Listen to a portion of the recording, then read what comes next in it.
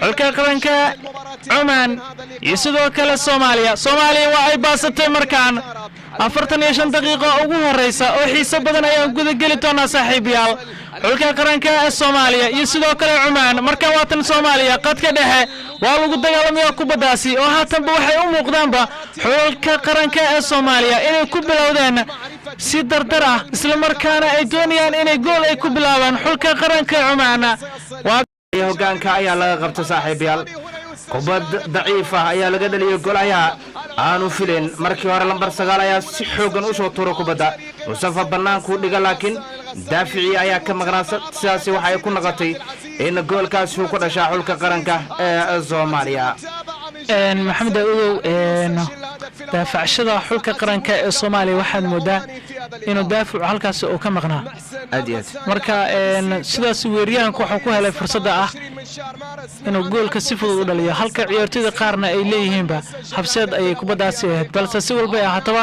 xulka qaranka ee Soomaaliya waa lagu bilaabay goolka koowaad xulka qaranka ee Soomaaliya goolka koowaad waa lagu bilaabay balse hal gool wax waahan oo wax walba ayaa lagu barajeyn karaa daqiiqadaha ugu dambeeya ee daqiiqada ugu horeysaba hal gool oo kaliya waxba ma ahan taageerayaasha faraha badan waxaan leenahay niyadaha iska dilinina xulka qaranka ee Soomaaliya way soo laaban doonaan way soo bilaabi doonaan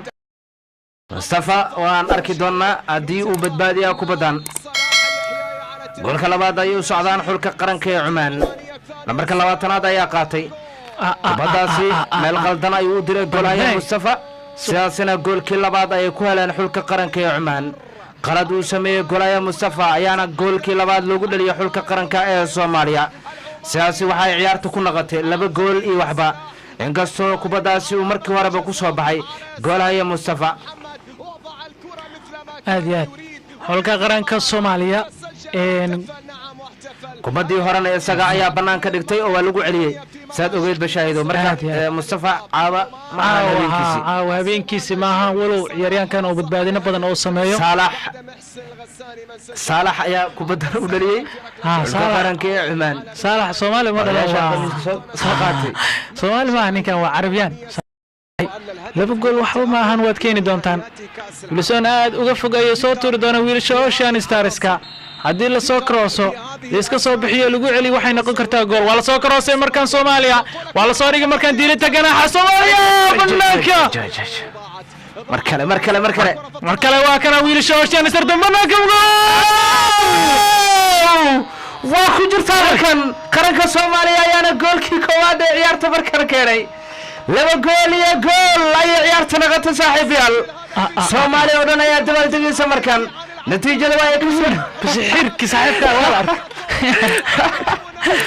gool hay bas diir xoogaa la agmar markan 2 gool iyo gool ay ciyaarta noqotay saaxiibayaal waa kacay lambar 3 ayaana kubadaasi ku shooy waliba si qurux badan ayaa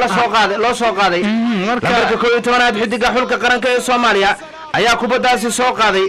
waxaa si qurux badan u dhaliyay Abel ciyaarahanka lagu magacaabo Abel oo lambarka 3aad u wata xulka qaranka ee Soomaaliya markan comeback cajiib ay sameyn kartaa saaxiibayaal 2 gool iyo gool waxa kugu soo dhacaya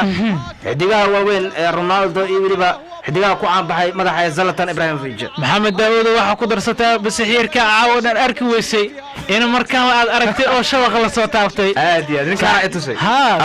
saaxiib badan fariinta waxay ugu leeyihiin basixiirkan ay qabta